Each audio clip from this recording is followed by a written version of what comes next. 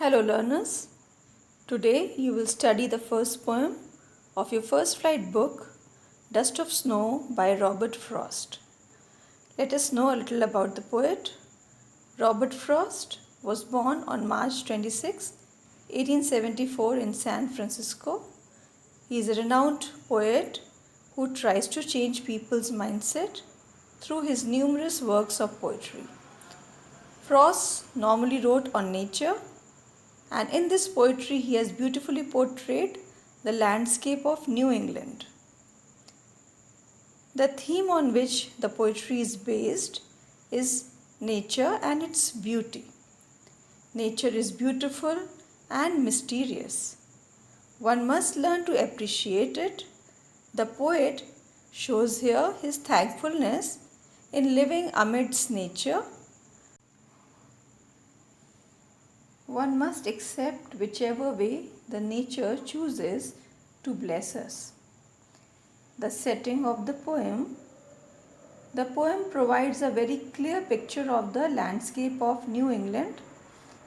It tells about a winter's day. However, snow and fall of snow makes it look very beautiful. It is a small poem comprising of 2 short stanzas having 4 lines each, though it has a deeper and larger meaning. Let us recite the poem. Dust of Snow by Robert Frost. The way a crow shook down on me the dust of snow from a hemlock tree has given my heart a change of mood and saved some part of a day I had rued. In the first stanza, the speaker tells about a winter's day. Snowflakes have covered all the treetops. The speaker is walking under one of these snow-covered trees. Such trees in North America are also known as hemlock tree, which is a poisonous tree. Due to its poisonous quality, this tree cannot be associated with anything positive. Suddenly, a crow sits on that tree. As a result of the motion created by the crow's arrival, the tree is shaken and the snowflakes on the tree falls on the speaker like rain. Since the snowflakes are so light and tiny, the poet thinks that they look like white fine dust particles. Let us see the second stanza. Has given my heart a change of mood and saved some part of a day I had rued. Rued here means to repent or to regret. In this stanza, the speaker describes how these fallen snowflakes have affected him and changed his mood. For before the snowflakes, the speaker was in a solemn mood. For unknown reason, the poet was not happy and he thought that it was a terrible day. But after the fall of the snowflakes, he feels glad. His mood is changed. He felt that the snowflakes has completely changed his mood and mind. The earlier thought which he had imagined was that the day would be a waste for him. But now not only his heart, his entire person is experiencing a better mind and delight. Let us get into a deeper meaning of this poem. It can be concluded that life in winter is both harsh and beautiful in New England. Hemlock tree, which is a poisonous tree, and the crow, which is considered a bird of bad omen, are symbols of evil and ugliness.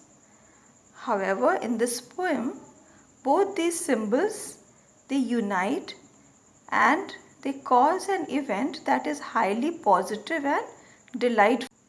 We further see that the poet, he used these 2 symbols in a very profound and meaningful way, probably to convey a message that sometimes even the negative and insignificant things can create a lot of positive effect.